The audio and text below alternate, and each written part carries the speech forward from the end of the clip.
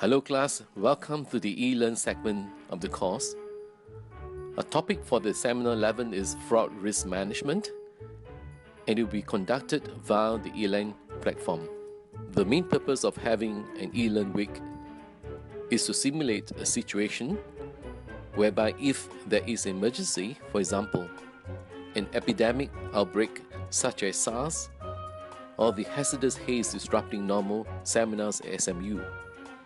Under these circumstances, your learning will continue, but it will be from the comfort of your homes or other convenient locations outside the classroom.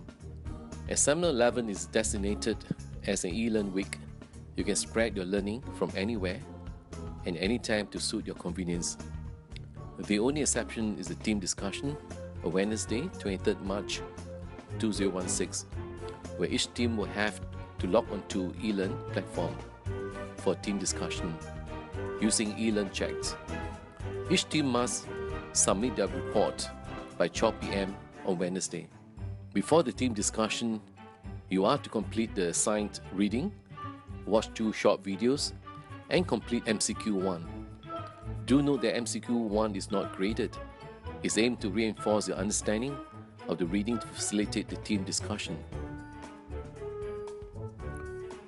Only upon the completion of MCQ 1 should you proceed with the team discussion. As you are using Elearn Chat for the team discussion, please ensure that you are able to access this platform. Our team will furnish you with discussion questions in due course, and each team is to submit and upload a 1 to 2 page report by 12 p.m. onto your course Dropbox. After the team discussion, you will individually complete MCQ 2 at any time from Wednesday to Saturday, 26 March 2016 by 11:59 p.m. The topic of our e-seminar is fraud risk management. So what is fraud? Fraud essentially involves using deception to dishonestly make a personal gain for oneself and or create loss for another.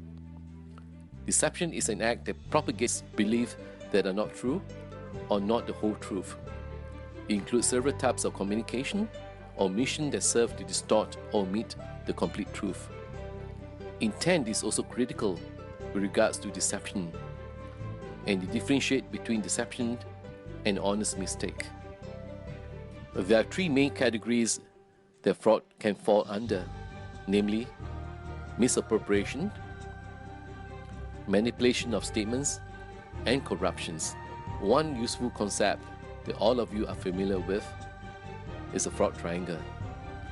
It states that 3 elements, opportunities, motivation, and rationalization, must be present for fraud to occur.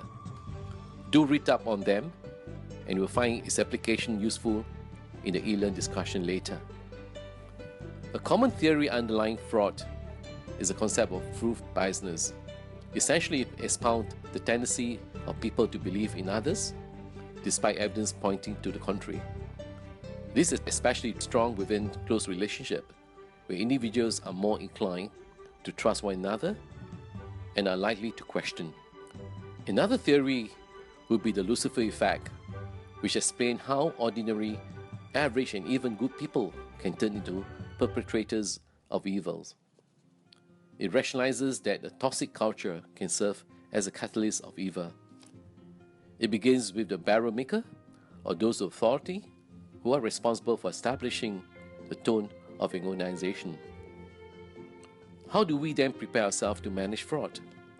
We deploy the PDR strategy, that is, a prevent, detect, and response strategy.